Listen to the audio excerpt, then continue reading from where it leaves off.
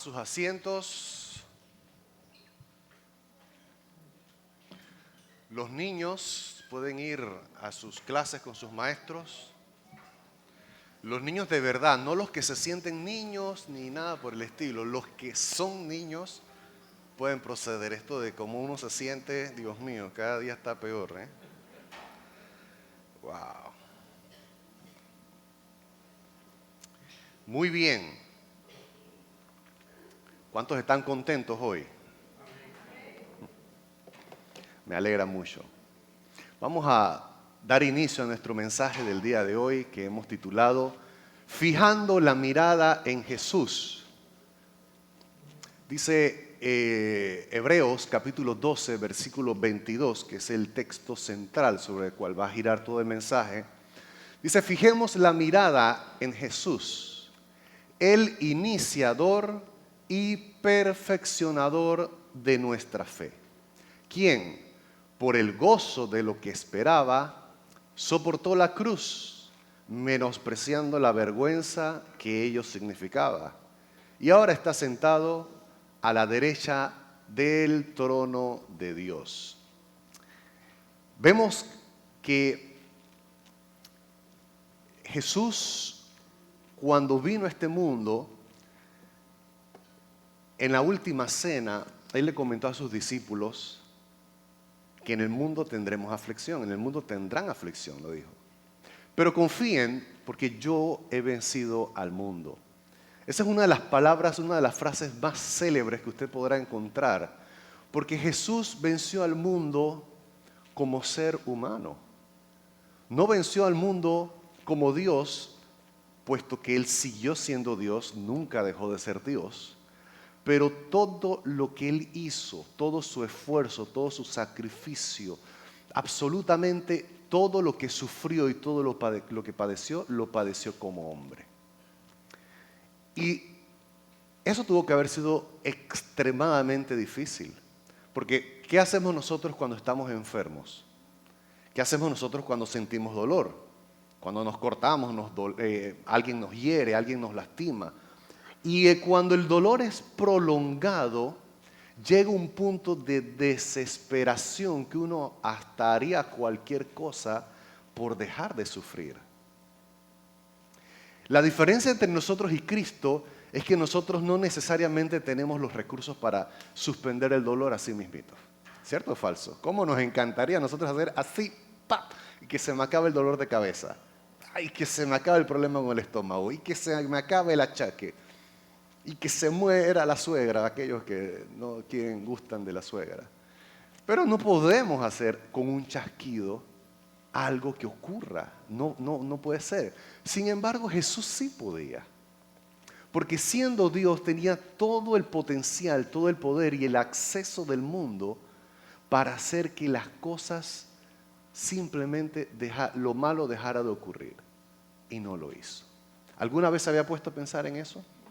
Que Jesús voluntariamente, segundo tras segundo, sufrió frío, calor, como todos nosotros, fue expuesto a las tentaciones más terribles, a las pruebas y a los sufrimientos indescriptibles, pero lo padeció como hombre.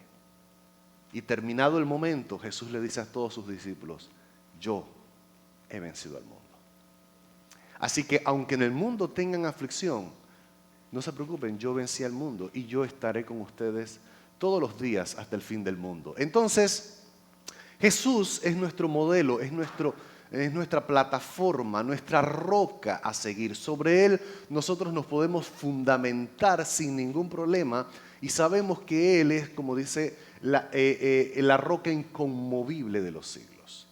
Él no se mueve, Él es firme, Él es estable y nuestra mirada debe estar puesta siempre en Jesús, puesto que Él padeció todo lo que padeció y venció y está con nosotros y está de tu lado. Entonces, habiendo dicho esto, es importante que nosotros aprendamos a diferenciar cuando tenemos la mirada en Jesús y cuando no tenemos la mirada puesta en Jesús. Porque a veces, de manera sutil, nosotros no nos damos cuenta y nos encontramos poniendo nuestra mirada en el lugar incorrecto. Es decir, nuestra fe, nuestra esperanza de vida, todo lo que nos sostiene emocionalmente, nuestros planes, nuestro futuro, a veces lo construimos en lugares incorrectos, que no es Cristo. Y entonces cuando se nos quiebra todo, se nos viene todo abajo, nos entristecemos, nos deprimimos, inclusive llegamos a pensar y a sentir que Dios nos ha abandonado cuando no es cierto. Lo que ocurrió es que pusimos nuestra mirada en el lugar equivocado, en una relación, etcétera. Vamos a irlas mencionando. Seleccioné 7 específicas. Por supuesto que hay más, pero quiero enfatizar en estas 7. En primer lugar, cuando tenemos nuestra mirada puesta en la religión. Eso es un problema terrible. Uno diría, bueno, la religión es algo que agrada a Dios, es algo que Dios quiere, y es exactamente todo lo contrario. Dios no le agrada la religión. Jesús no vino a crear una religión, a construir una religión. Jesús, cuando vino a nosotros, vino a desarrollar una relación dinámica y estrecha con cada uno de nosotros. Por ejemplo, Él dice, yo estoy a la puerta y llamo. Aquel que oye mi voz, abre su puerta, yo entraré y cenaré con él y él conmigo. Mi Padre y yo haremos morada con él en su corazón. Todo lo que apunta a Cristo es una estrecha relación con Dios, dinámica. Y la religión propone, de hecho todas las religiones proponen exactamente esto. Pórtate bien para que Dios te acepte. Pórtate bien y ganarás favores de Dios. Haz tales ritos, haz tales rezos, haz tales procedimientos y la cosa va a ir mejor contigo. Es un haz y haz y haz para que recibas y seas bueno. No es que muchos de estos mensajes no sean correctos. Por supuesto que en esencia todo lo relacionado con la bondad, con el amor hacia los demás, con el desprendimiento, el sacrificio, en beneficio de otras personas, claro que son buenas cosas, pero al final de cuentas apuntan hacia qué hacer tú y en cambio Dios te va a dar. En cambio te vas a ganar el favor de Dios. Esto es tan fuerte que de hecho es una cosmovisión inclusive dentro de los cristianos. Porque muchas veces nosotros nos encontramos sin darnos cuenta viendo a Dios como alguien que si yo me porto bien, Él me brinda favores. Y donde yo me porte mal, Él se enoja conmigo. Y a veces esa percepción nos persigue todos los días de nuestras vidas. Nos pasa cualquier tontería en la calle, el tráfico, encontramos un tráfico inesperado, algo te salió mal, un trabajo te sale mal, una persona te traiciona. Y todas estas cosas que nos pueden salir mal en el día, concluimos, si no tenemos nuestra mirada puesta en Cristo, concluimos que Dios nos está castigando por algo malo que yo hice.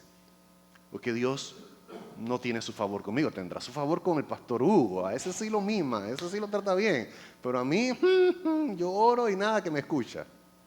No es así, no es cierto.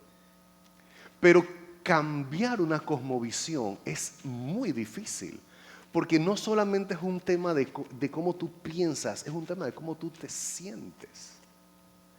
Y esto ocurre porque la religión, de una manera muy fuerte, se ha inmiscuido en nuestra mente y nuestros pensamientos y nos ha hecho pensar y sentir que para agradar a Dios tenemos que hacer. Y si algo nos sale mal es porque no hemos hecho lo suficiente o porque no tenemos la suficiente fe. Y esa fortaleza tiene que ser derribada urgentemente en nuestras vidas. ¿Por qué? Porque nuestra relación con Dios se va a ver afectada todos los días de nuestra vida. Y vamos a vivir una vida cristiana muy endeble, muy sube y baja, que cuando me siento bien, las cosas están bien con Dios y oro y puedo conquistar el mundo. Pero cuando me va mal, entonces pues me separo de Dios, ¿para qué voy a orar si a fin de cuentas no me escucha? Y hago lo que me da la gana. Entonces esa inconstancia es típica de aquellos que tienen este tipo de cosmovisión. Y mucha gente, inclusive, con el tema de la religión, hace, piensa y siente y dice que es en esta religión en donde está la verdad. ¿No has escuchado eso? ¿Cuánta gente no ha dicho? Es que en mi religión sí está. Tú, salte de ahí donde tú estás. Te lo estoy diciendo. No te vas a ir al infierno, pero derechito, así, ¿ve? ¿Cómo es? Trampolín, así, enclavado. Porque la mía sí es la verdadera. La tuya no. Cada vez, les voy a explicar algo. Cada vez que usted escuche a alguien de cualquiera religión decir semejante barbaridad, usted puede estar totalmente convencido que está bajo engaño y que no es cierto. ¿Por qué? Porque todo ese sistema de pensamiento te lleva a fijar tu mirada en la religión. Inclusive dentro de los cristianos, los que pertenecen a una denominación condenan a los que pertenecen a otra denominación. Que si tú no hablas en lenguas te vas para el infierno, que si tú crees que la salvación se pierde te vas para el infierno, y es una serie de condenadera que también radica en el punto de que es mi denominación la que tiene la verdad. Nuevamente, ese es un error. Porque la verdad radica única y exclusivamente en un personaje, se llama Jesucristo. ¿Cuántos dicen amén? La verdad no está en una religión. La verdad no está en una denominación cristiana. Aunque lo griten y lo digan y lo traten de justificar a los cuatro vientos. La verdad no está en Centro Cristiano Internacional. Va a estar aquí en la medida en que nosotros nos sometamos a Cristo y fijemos nuestra mirada en Cristo. Entonces sí, pero eso vale para todos.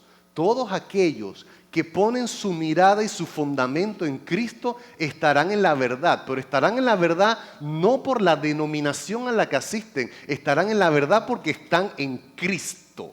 ¿Está claro ese punto? Si no estás en Cristo, no estás en la verdad. Y si estás en Cristo, estás en la verdad. La verdad no radica en un personaje religioso. La verdad no radica en un líder por muy admirado y reconocido mundialmente que esté. Si ese líder religioso, sea el que sea el más reconocido, no está alineado a Cristo y a su verdad, es falsante, está en falsedad, está bajo engaño.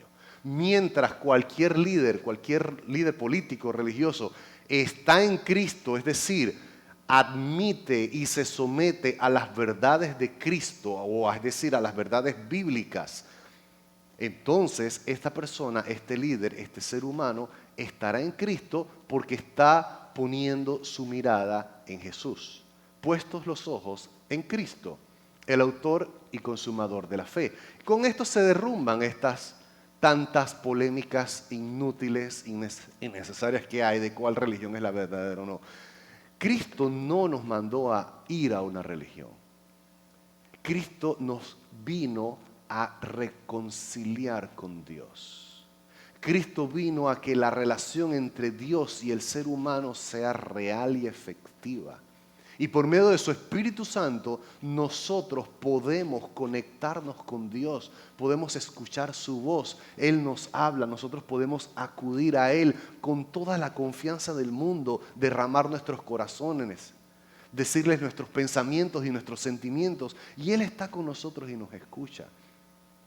Esta es la esencia del cristianismo, no una religión ni una serie de prácticas. Y esto tiene que ver con poner nuestros ojos en Jesús. Otro de los grandes errores, cuando nosotros ponemos nuestra mirada, cuando fijamos y ponemos nuestra fe, nuestro fundamento, en algunos requisitos. Por ejemplo, si nosotros pensamos que, y fíjense que lo que voy a decir es delicado, y hay una línea muy delgada en lo que voy a decir, me voy a meter en un tema un tanto controversial, Pero si me sigue de cerca, nadie se va a perder. Así que présteme mucha atención. Nosotros podemos proponer una serie de conductas y reglas, por así decirlo, que pueden ser piadosas, buenas, correctas y admirables incluso. Por ejemplo, nosotros podemos decir, ahorita mismo estamos en el mes de la ofrenda misionera. Y está bien que todos nosotros aprendamos a dar y a soltar y ese espíritu de codo duro que se vaya menguando. Porque al fin de cuentas lo que se hace con esta ofrenda misionera es simplemente apoyar a aquellos pastores de la red CCI que están haciendo unas labores increíbles en otras partes del mundo. Y lo hemos puesto en videos. Y son gente, mira, son gente que no tienen nada en muchas ocasiones. Y sin nada han hecho tremendas labores y esfuerzos para el reino de los cielos. Son gente admirable realmente. Y apoyar económicamente a esto es bueno y es correcto. Es una buena conducta. Igual podemos nosotros decir, ¿sabes qué? No andes insultando a la gente por ahí. No andes peleándote con todo el mundo y que cualquier cosa que alguien haga que no te gusta, que se te sale el cobre, como decimos en buen panameño, y lo rellenas como chorizo y le dices más de 4 verdades. Eso también es un consejo bueno. Y puedo pasarme citando varios consejos buenos y varias reglas. Ahora, cada consejo bueno y cada regla buena, porque hay reglas buenas y hay reglas malísimas, muy legalistas que entorpecen la madurez del cristiano, reglas en las que se ponen muchas iglesias y que deberíamos cuidarnos de estas reglas porque lo que hacen es entorpecer la relación con Dios, pero no me quiero meter en eso, creo que hemos hablado bastante de eso también. Sin embargo, es posible que yo haga las reglas y los requisitos correctos, las que son saludables, las que son buenos consejos, y que yo las siga al pie de la letra y pensar que por haber ofrendado, por haber tratado amablemente al prójimo, que son los 2 casos que he mencionado, que son buenos, y otros, entonces yo me gano el favor de Dios.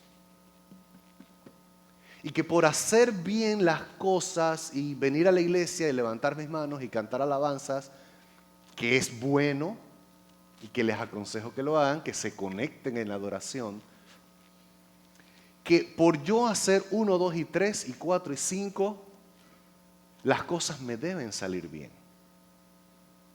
Porque si yo me porto bien con Dios, ¿cómo es posible que me pueda pasar esta tragedia? ¿Cómo es posible que yo tenga que sufrir y atravesar por esto cuando yo me la he pasado haciendo bien las cosas? Me he sacrificado para hacer lo correcto. ¿Por qué me tiene que pasar esto malo? Y yo le invito a que si usted piensa así o si usted se sienta así, lea la Biblia y se van a encontrar cualquier cantidad de ejemplos de esos casos. Gente que dedicó su vida a predicar la palabra de Dios y a sacrificarse por los demás, y lo que recibían a cambio era persecuciones, cárceles, amenazas, desprecios, soledades, torturas, por hacer la voluntad de Dios. Entonces, ¿cuál es el tema? ¿Cuál es el punto central? Que si yo fijo mi mirada en mi conducta, he puesto mi mirada en el lugar incorrecto. Aunque me porte bien o aunque me porte mal.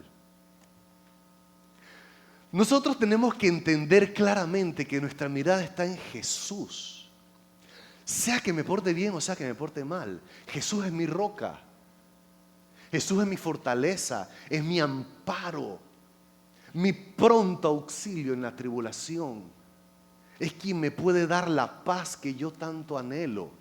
Y Él lo que sí promete es darnos paz.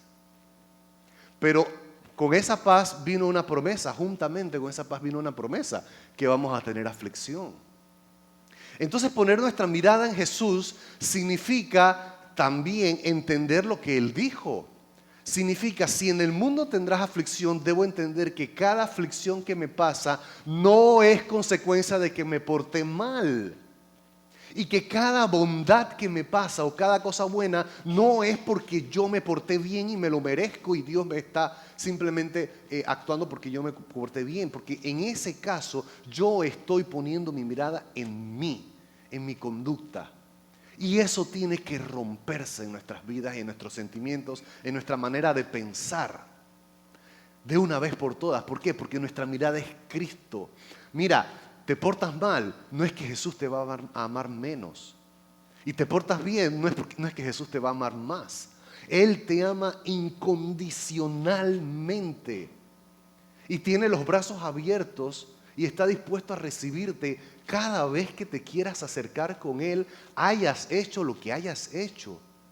Y cuando dejas de poner tu mirada en ti mismo y comienzas y aprendes a poner tu mirada en Él y que se trata de Él y que siempre se trata de su misericordia que es nueva cada mañana y de sus bondades que nos siguen todos los días de nuestras vidas, aprenderemos a mirar la vida de una manera distinta. Aprenderemos a mirar cada crisis, cada problema, cada circunstancia, no desde la perspectiva de fue porque me porté mal o no, sino desde la perspectiva de que eso es lo que toca en esta vida y debo madurar y aprender a enfrentar cada circunstancia como un cristiano maduro en Cristo, como alguien firme y estable en Cristo que no se conmueve por las circunstancias, que no se abate porque las cosas no están saliendo como uno quiere que salga, sino que tiene su fe anclada en Cristo. Yo estoy en Cristo y de aquí nadie me mueve y todo lo que pasa, Dios lo convertirá en bien, porque a los que aman a Dios,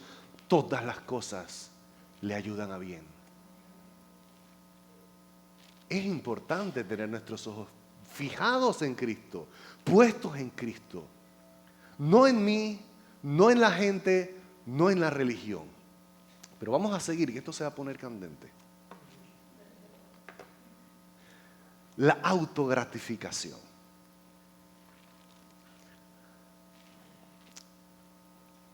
Hay veces que, por supuesto, estamos cansados, estamos agobiados, días largos y duros, días difíciles, semanas difíciles, meses difíciles. Y llega un punto en donde uno se desespera y uno dice, ¿sabes qué? Hey, necesito un break. Cónchale. Hey, yo soy de carne y hueso. Pero no hay descanso para mí. ¿Qué pasa? Y en este tema del cansancio, muchas veces nosotros en el camino nos cansamos, nos agotamos, nos desesperamos y estamos para aquellos que tienen una dependencia. Escuche bien, hay gente que tiene una dependencia con la autogratificación muy tremenda y es una cantidad de gente increíble. Porque por supuesto nos podemos ir desde los extremos de aquellos que no pueden vivir sin las drogas, están adictos a las drogas. A veces aunque quieran salir no pueden, por eso se llama adicción. Adictos al alcohol, adictos al cigarrillo, adictos a los temas sexuales, a toda clase de depravaciones sexuales, adictos a la pornografía, adictos a la promiscuidad. Esos son los extremos y por supuesto estas vidas al final son lamentables porque ellos mientras no tengan esta gratificación de la cual dependen, viven un infierno increíble y no pueden escapar de eso. Y desde afuera pues uno los puede juzgar y condenar, ese es un lujurioso, ese es un borracho empedernido, ese es un drogadicto, pero ¿Quién tiene misericordia de esa gente? ¿Quién les da la mano y los ayuda a salir de ahí y les muestra el camino a seguir? Porque estando allí, muchos de ellos anhelan cada día de su vida salir de ahí con desesperación y no pueden, están atados. Pero saliendo de los extremos, tenemos cotidianamente una enorme cantidad de personas adictas a la gratificación. Por ejemplo, gente que no puede soltar el celular. Yo les reto a ustedes a que la próxima vez que hagan una fila o que tengan que esperar en un doctor, no abran su celular mientras esperan. Los reto a que se sienten a sencillamente esperar a que los atiendan. Los reto y la próxima semana me cuentan aparte cómo les fue. Eso no es contigo, tranquilo, ¿no? Tú puedes seguir mirando tu celular. Los desafíos a este tipo, esos son las gratificaciones pequeñas. Gente que no puede dejar de ver las redes sociales. No se puede acostar un día sin abrir su Instagram, sus Facebook para los que pasan de los 40 años. A ver quién me chateó. No pueden dejar de ver algo en Netflix, alguna novela, porque ahora están llenos de novelas también. Y no pueden. Y esas son dependencias a la autogratificación. Y sin querer, resulta que tenemos nuestra mirada puesta y fija en la autogratificación. La autogratificación también te la puede dar otra persona. Usted sabe que le estaba conversando en estos días, uno de los problemas de la dependencia emocional, ¿sabe cuál es? Usted sabe que este cuadro tétrico y terrible que es desesperante verlo, de un hombre que golpea a una mujer, un hombre que golpea a su esposa, vez tras vez, y esta es la historia de incontables hogares, y de repente llega borracho y la agarra con ella y la agarra a golpes. Que por cierto, el feminismo en ese sentido se agarra de esas cosas para abrirse camino, pero yo les voy a decir algo. En mi encuesta personal, el 100% de los hombres, escucha esto, el 100% de los hombres que yo he visto y he conversado de esta situación, cada vez que ven esto y se enteran de esto, les da un enojo y les da una ganas de agarrar a ese hombre y ponerlo en su lugar. Yo no conozco a ningún hombre que se alegre de otro pegándole a una mujer. No conozco. No es que los hombres viven en contra de las mujeres. Pero el punto es este. El punto es que estas mujeres, porque uno diría, oye, sí, vete. Y lo lógico es que se vayan, claro que sí, y que corten con eso porque están en una situación tétrica, miserable. Pero cuando se presenta esta situación y se analiza de cerca, usted sabe que en la mayoría de los casos, ¿por qué la mujer no se va? En muchos casos, ¿por qué no corta con eso? Por el tema de la dependencia emocional. Vamos a quitar el tema de los hijos por un lado, porque eso es un rollo muy complicado. Pero estoy hablando solamente de una relación de pareja. Hay veces en la que la dependencia emocional es tan fuerte que el dolor de la separación es más fuerte que los puñetes que reciben. ¿Pueden creerlo? Y cuando y esto pasa con los hombres también, cuando dan 2 o 3 pasos hacia la separación, se dan cuenta que no pueden, no saben estar solos, no saben estar solas. Y eso es extremadamente devastador para su alma y su corazón. Y esa condición es una condición que es la dependencia emocional.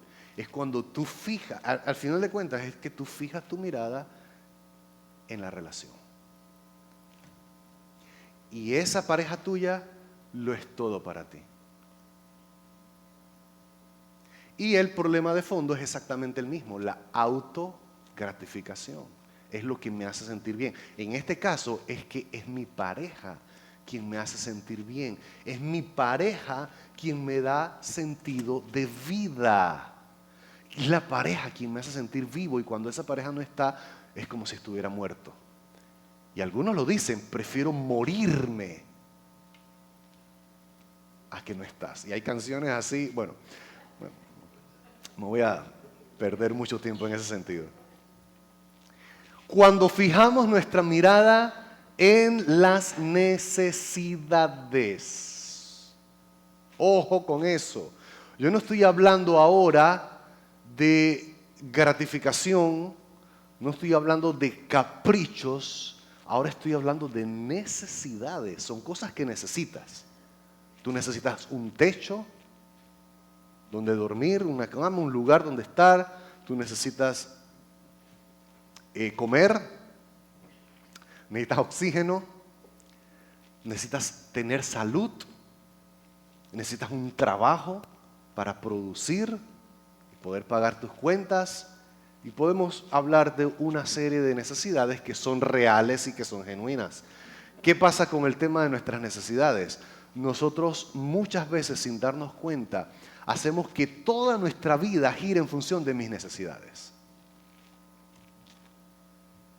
Y comienzo a priorizar y a poner por encima de todas las demás cosas mis necesidades, porque yo necesito esto. No es que tengo un capricho, lo necesito.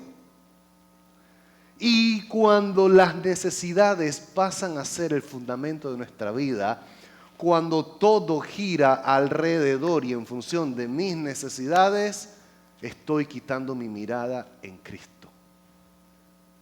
Y entonces, ¿qué es lo que ocurre? Cuando yo pongo mi mirada en mis necesidades y comienzo a hacer todos mis ajustes y todas mis decisiones giran en función a generar trabajo, a producir, a hacer esto, a hacer lo otro, para cubrir estas necesidades reales y genuinas, hemos quitado sin darnos cuenta nuestra mirada en Jesús. Nos hemos olvidado de que Él dijo, por ejemplo, busquen primeramente el reino de Dios y su justicia. Y todas estas cosas, cuando habla de estas cosas, el contexto de ese pasaje, son tus necesidades. Él está hablando de las necesidades. De dónde dormir, de qué comer, de qué vestir. Hablaba específicamente de las necesidades. Y dice, pero busquen primeramente el reino de Dios y su justicia, y todas estas cosas les serán añadidas. Pero cuando tú dejas el reino de Dios y su justicia en segundo lugar y atiendes tus necesidades en primer lugar, entonces estás abandonado a tu suerte. Pero cuando dependes de Cristo y fijas tu mirada en Cristo y pones como prioridad el reino de Dios. ¿Cuál es el reino de Dios? La gente. La gente es el reino de Dios. Amar a los demás, darle un apoyo a todo el que necesita, orar por gente que... miren,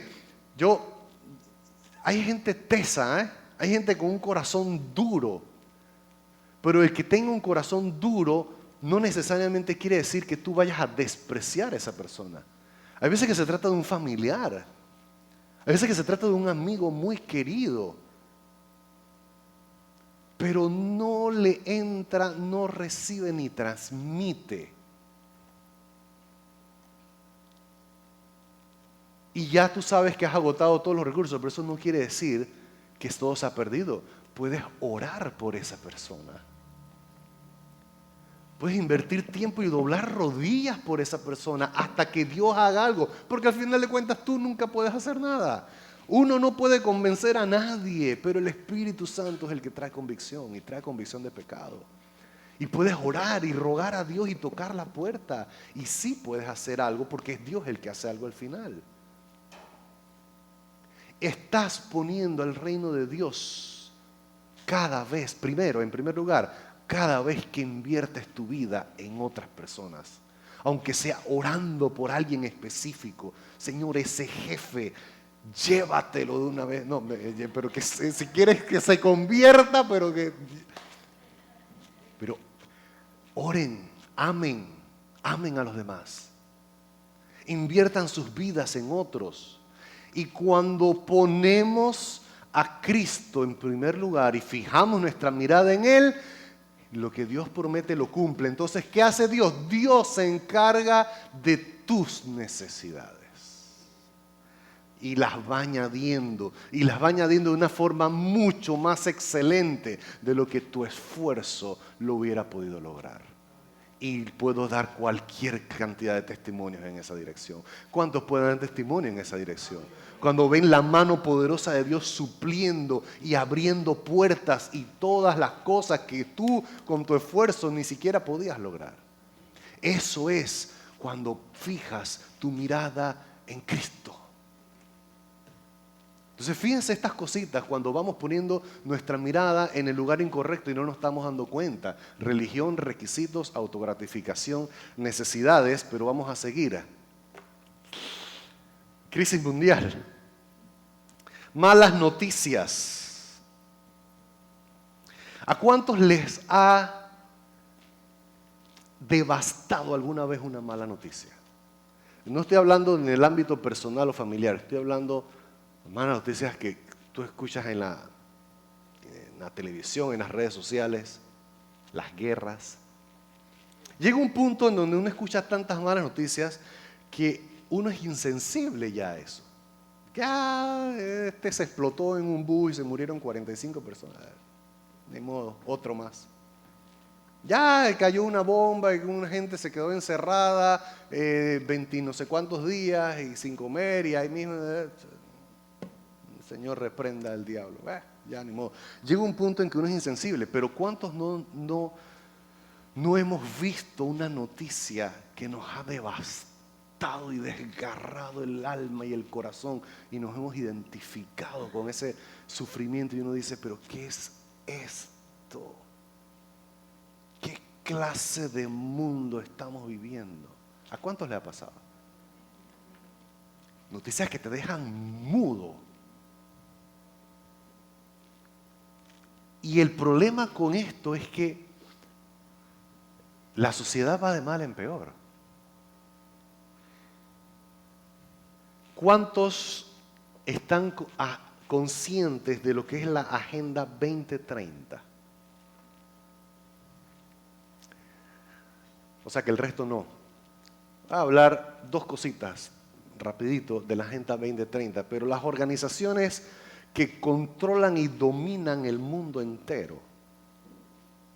En este caso, la de la economía, el foro de Davos, por ejemplo, en conjunto con los poderosos y gente que ejercen dominio, han establecido una agenda que es para los años de esta década, del 20 al 30.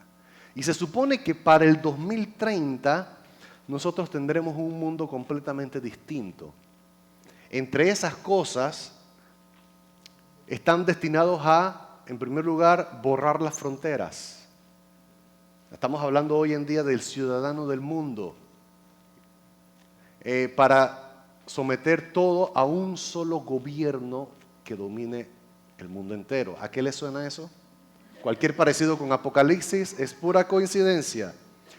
Destruir a la familia es otra parte de su agenda, porque, claro, a la familia por supuesto que la vas a destruir si haces que sus hijos se perciban, piensen que se pueden percibir su identidad sexual de acuerdo a lo que les parece, que la mujer no tiene que quedar encinta, etc. Y un montón de cosas que podemos hablar bastante de eso.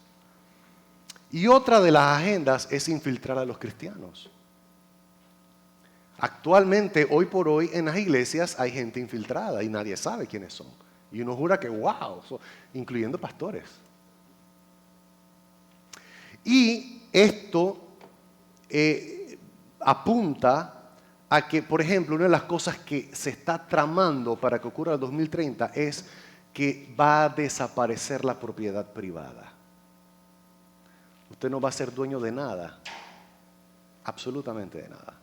Todo se va a rentar, todo se va a alquilar y lo que sea que necesites, vendrá un dron a la puerta de tu casa y te lo va a dejar ahí. Desaparecerá la propiedad privada, Estados Unidos dejará de ser la primera potencia, dejaremos de comer carne porque es perjudicial para la salud.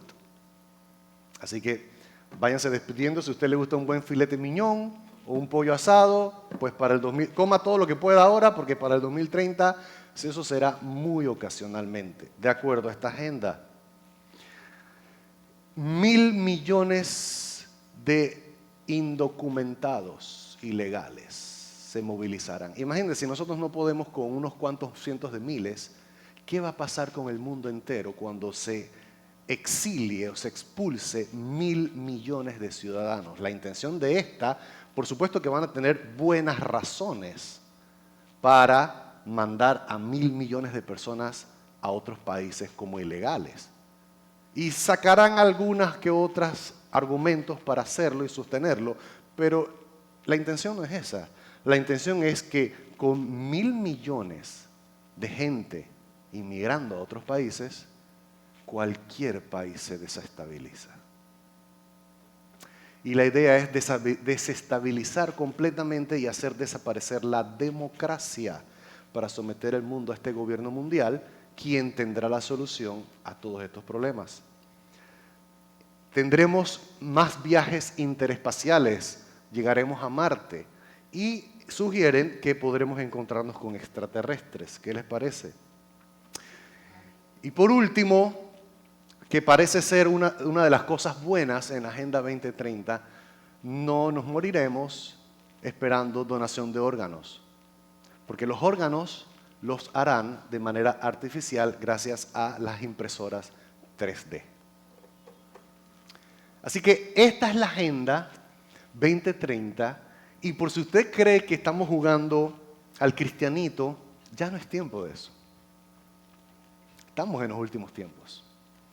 Todo se alinea a lo que la palabra de Dios está haciendo. Y estas son la gente que han logrado meter la ideología de género en los primeros países del mundo y que han logrado, si usted cree que esto es cuento y esto es basura, bueno, ellos lograron que se haya legalizado el aborto en cualquier cantidad de países, incluso Latinoamérica. Ellos han logrado que se haya legalizado el matrimonio homosexual en cualquier cantidad de países también, en todo el mundo. Así que no crean que están jugando. Ellos saben lo que están haciendo. Mi pregunta es, ¿qué está haciendo la iglesia? ¿Y en dónde está puesta tu mirada? Porque te digo algo, si tu mirada la pones en la crisis mundial, te vas a venir abajo. Pero nuestra mirada está en aquel que dijo, cuando estas cosas las veas venir, entiende que tu redención está cerca. Cielo y tierra pasará, dijo Jesús, pero mi palabra no pasará. Puestos los ojos en Cristo, el autor y consumador de la fe. En penúltimo lugar, cuando ponemos nuestra mirada en nuestras debilidades. ¡Ay, qué tema más triste! Si usted mira todas las cosas que a usted le hace falta, si usted mira todos sus defectos que usted conscientemente sabe que tiene, porque encima para acabar de fregar le tengo una noticia, tiene otro montón de defectos de los cuales usted no es consciente.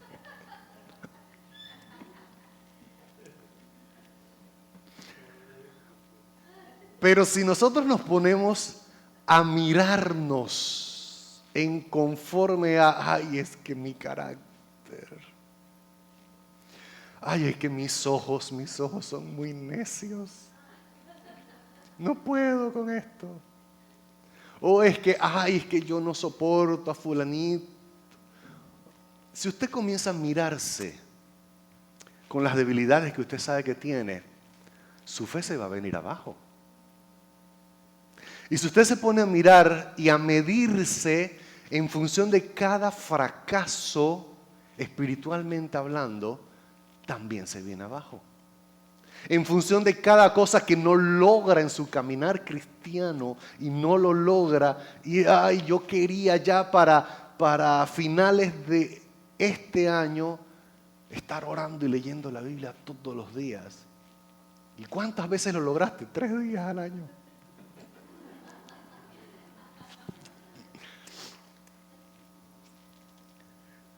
Siempre se va a frustrar si usted pone su mirada en sus logros, en sus debilidades.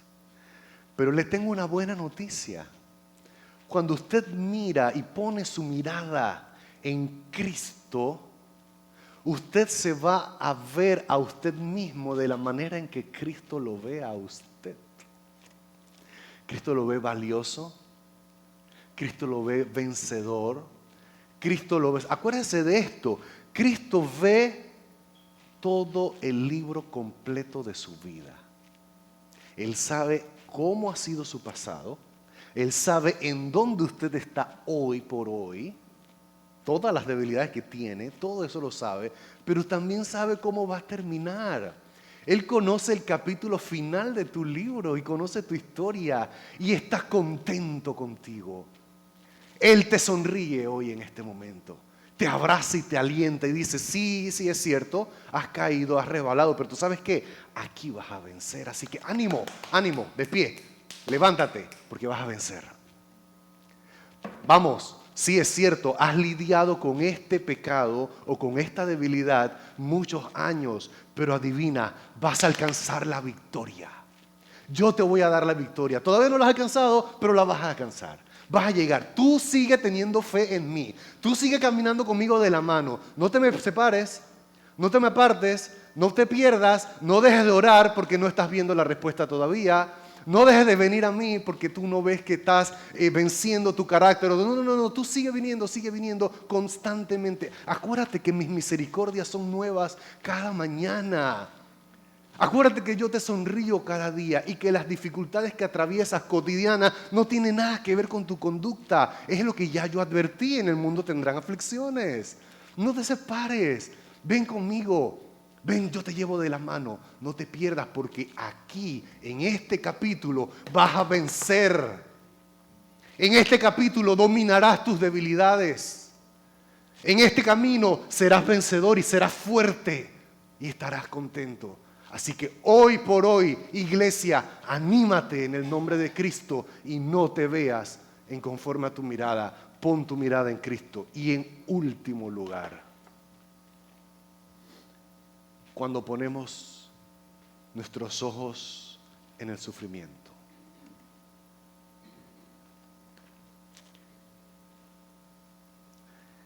Nosotros todos tenemos ciertamente y en la medida de nuestra madurez, tenemos una tolerancia al sufrimiento. Hay cosas que a nosotros no nos gusta, pero podemos tolerar, podemos aguantar. Hay cosas que llegan a nuestro límite y están ahí al borde y uno se esfuerza, pero hay sufrimientos que nos sobrepasan. ¿Cierto o falso? Hay cosas que están por encima de nosotros. Inclusive aquellos sufrimientos que nos llevan al borde de nuestra tolerancia, de nuestra madurez y de lo que estamos, podemos enfrentarlos por un tiempo.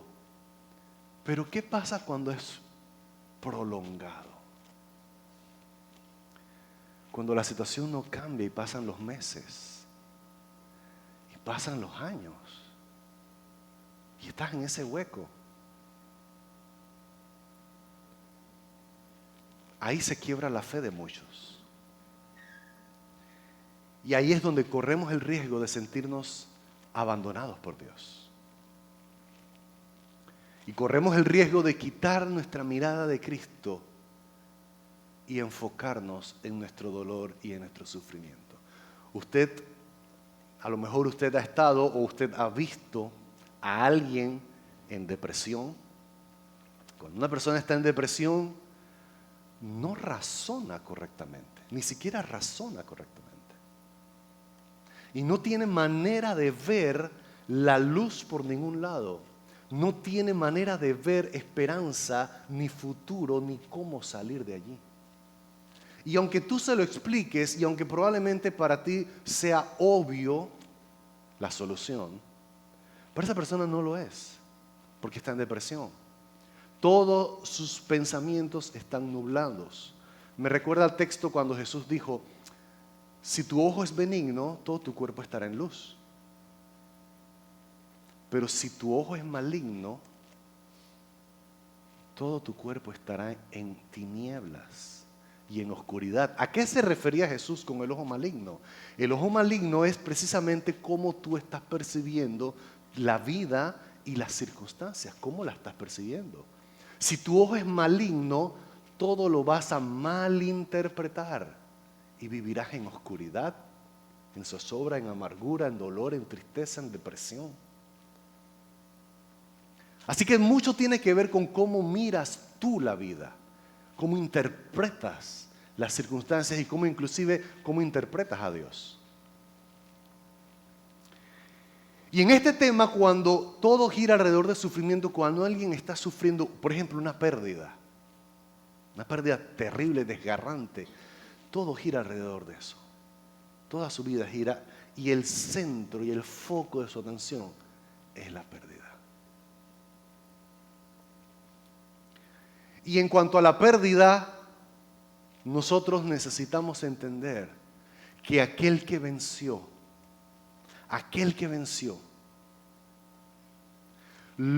al vencer y al comunicarle esto a sus discípulos, nos estaba diciendo a nosotros que nosotros también podemos vencer.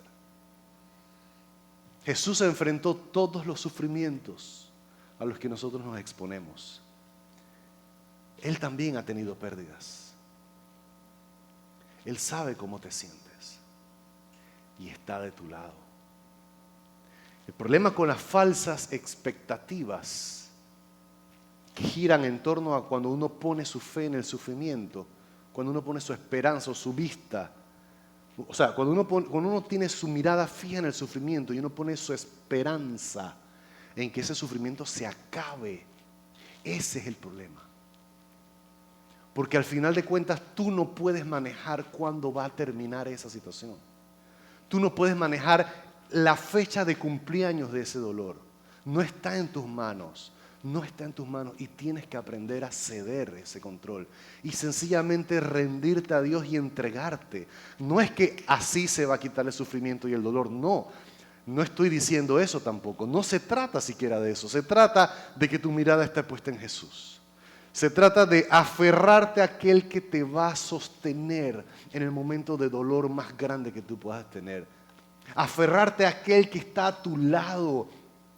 Él está a tu lado y Él ve cada lágrima y Él la recoge. Y algunos preguntan, pero entonces, ¿y por qué no me quita el sufrimiento? Es parte de la vida. Es parte de la madurez que necesitamos entender a la que Dios nos está llevando. Se trata de madurez y se trata de percibir correctamente la vida. Hay gente tan inmadura por todos lados que dice, ay Señor, si es tu voluntad que el semáforo no se me ponga en luz roja y yo pueda pasar por ahí. Y que cuando llegue a un lugar y que encuentre un parking, ay no hay parking, 3 vueltas, Señor, tú me has abandonado. Y todo es así, que si esto pasa y cuánta. Maduremos. Crezca. De verdad pensamos que Dios tiene que ver con eso. Son gajes de la vida que uno tiene que aprender a lidiar. Son cosas cotidianas, pero es increíble la cantidad de cristianos que ponen todo su enfoque y su energía en que Dios haga estas cositas como si de eso dependiera que Dios estuviera a favor de ellos o en contra de ellos.